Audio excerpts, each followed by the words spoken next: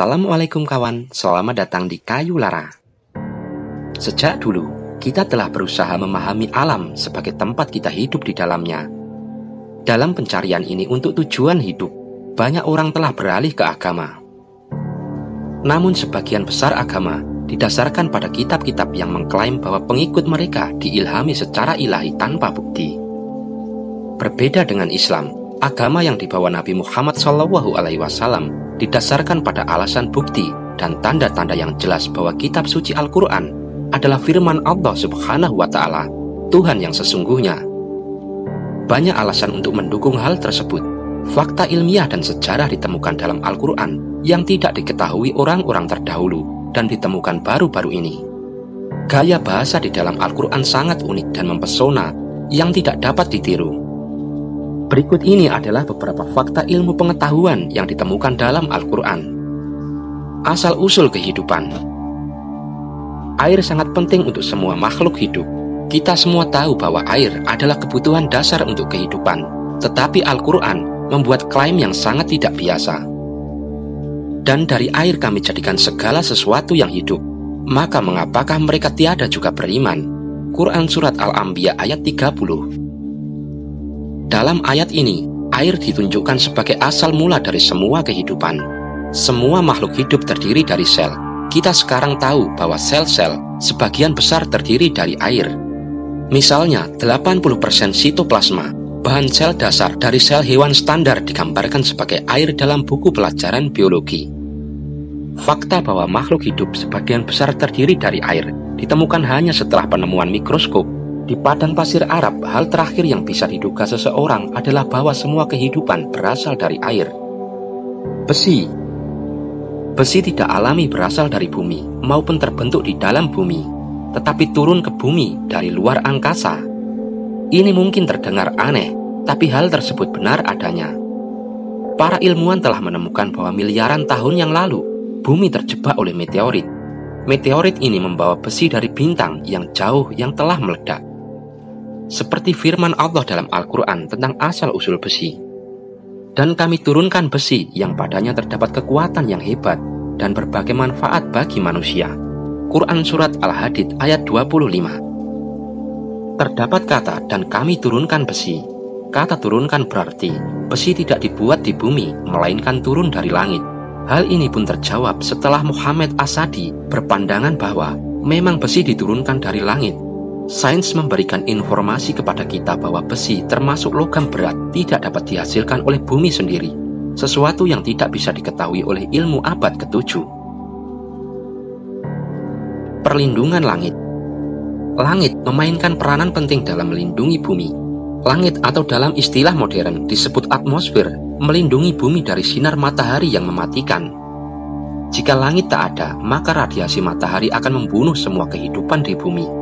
Ini juga bertindak seperti selimut yang membungkus bumi untuk melindunginya dari dinginnya ruang yang membeku. Suhu tepat di atas langit sekitar minus 270 derajat Celcius. Jika suhu ini mencapai bumi, maka planet akan membeku seketika. Langit juga melindungi kehidupan di bumi dengan menghangatkan permukaan melalui retensi panas dan mengurangi suhu ekstrim antara siang dan malam. Ini adalah beberapa dari banyak fungsi pelindung langit untuk kehidupan di bumi.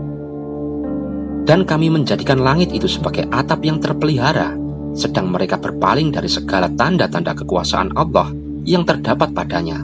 Quran Surat Al-Anbiya ayat 32. Al-Quran menunjukkan bahwa perlindungan langit adalah sebagian dari tanda-tanda kebesaran Allah Subhanahu wa Ta'ala.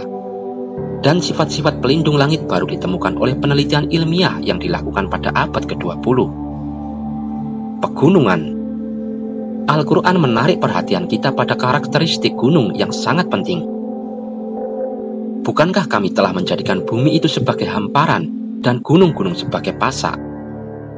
Al-Quran menunjukkan bahwa gunung memiliki akar yang dalam dengan menggunakan kata pasak untuk menggambarkannya. Sebenarnya, gunung memiliki akar yang dalam dan kata pasak adalah deskripsi yang akurat mengenai hal tersebut. Sebuah buku berjudul Bumi oleh ahli geofisika Frank Press menjelaskan bahwa gunung seperti tiang pancang yang terkubur jauh di bawah permukaan bumi. Gunung Everest yang tingginya sekitar 9 km di atas tanah memiliki akar lebih dari 125 km ke dalam bumi. Fakta bahwa gunung memiliki akar seperti pasak yang belum diketahui sampai setelah pengembangan teori lempeng tektonik muncul di awal abad ke-20. Perluasan semesta. Pada saat ilmu astronomi masih primitif, perluasan alam semesta sudah digambarkan dalam Al-Quran. Dan kami yang telah membangun alam semesta dengan kekuatan dan terus mengembangkannya. Quran Surat Az-Zariyat ayat 47.